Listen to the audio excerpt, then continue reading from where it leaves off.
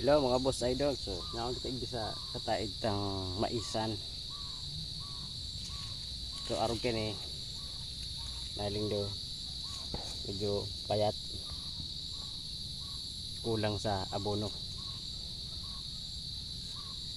Dahil may bunga na, medyo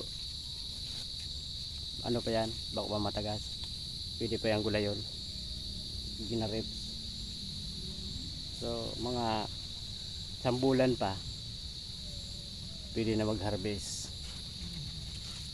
Ang pag-harvest, ang tamang pag-harvest kini mahiling nito guys. So yung dahon na medyo alang na bako na arog kini medyo alang ta yan ano na yan,